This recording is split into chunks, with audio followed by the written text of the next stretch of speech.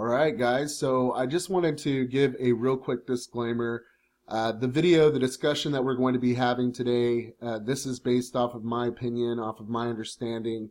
I'm not saying what the shape of the world is or anything like that, but I do want to pose some questions over the next several videos that I make to anyone in the scientific establishment who thinks they have a valid answer that fits into the model of the universe that we accept.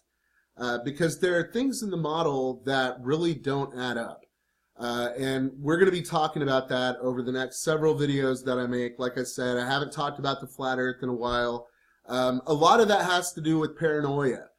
With the change in the YouTube terms, I'm not trying to cause any uproar or get in any trouble or anything like that, because I'm talking about things that I shouldn't be talking about in America. It is what it is, though. We're living in the world that we're living in. And I just think, this is something that I think about every day. And I want to ask the questions that I think really give us good evidence that we're not living on an earth that is moving. Okay? That's where we're going to be starting out. The earth is not moving. It is steadfast. And everything that we see in the sky above us is because of the motion of the sky. So today really doesn't have anything to do with the shape of the world that we live on, but the fact that the earth that we live on could not possibly be moving, not in the way that it's described to be moving, based on the view of the scientific establishment. So what we're looking at is we're looking at the orbit of Earth. And when we think of Earth in an elliptical orbit, we think of a big ellipse. According to the scientific establishment, the offset or the eccentricity of Earth is only 0.02 degrees off of a perfect circle. So it is an ellipse, but it is a very slight ellipse. But even being a very slight ellipse of being offset by 0.02 degrees, what I want you to think about is 0.02 degrees over 50 years is going to move the Earth 1 degree around that ellipse. So over the course of a 50-year period, and you can tell me if I'm wrong or if I'm looking at this in the wrong way, I'll accept that.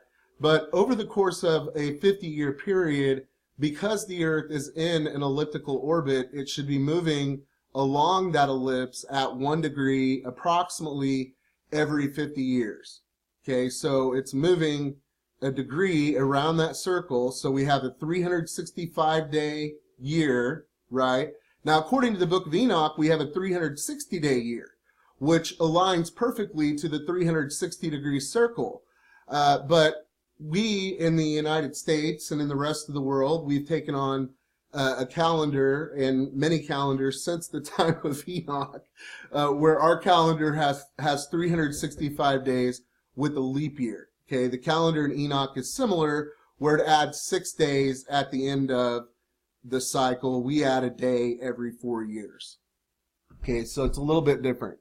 But the point is that if over the course of 400, 500 years, the Earth is moving in this elliptical orbit around the sun, it's going to be moving several degrees at a minimum, 8 to 10 degrees, right?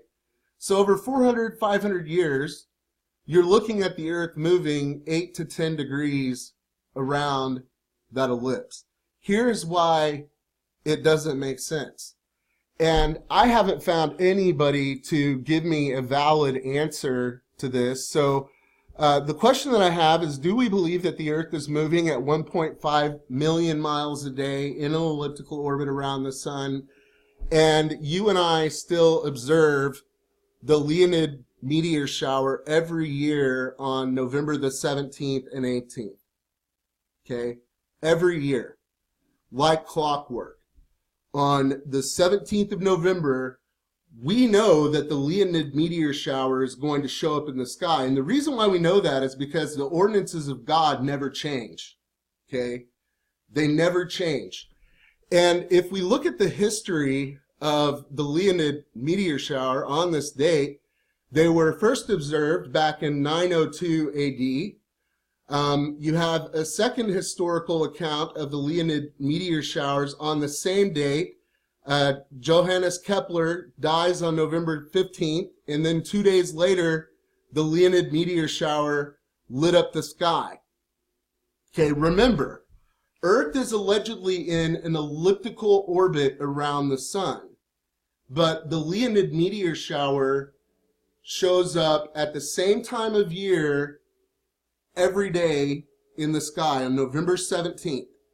We know that we're going to see the Leonid meteor shower in the sky. Now, the Bible says it's because the earth is steadfast, the sky is moving, and that the ordinances, the movement of the sky, the sun, the moon, and the stars never change. And as a matter of fact, it says if it does change, if those ordinances depart from before me, then the seed of the nation of Israel shall also cease from being a nation before me forever, thus saith the Lord. Okay, we're talking about the foundation of the new covenant in Jeremiah 31 is built on the fact that the stars and the sun are moving through the sky and that those ordinances will never change. Okay? So I'm looking for an explanation from anybody in the scientific establishment who can explain how in an elliptical orbit around the sun, the Leonid meteor showers have shown up on November 17th, guaranteed fact for more than 400 years, the first sighting being in 902 AD. Okay, it doesn't give me a date here. So, but I know for a fact, Johannes Kepler died on November 15th, 1630, and it was recorded 2 days later on November 17th, 1630, that the Leonid meteor shower lit up the sky. That's almost 500 years ago. Okay? Think about this, or 400 years ago. Think about how much the earth should have moved during that time in an elliptical orbit. It's obvious. Okay? Now, I know everybody's going to deny it, and they're going to say, oh, you just don't understand the ellipse. Well, explain it to me.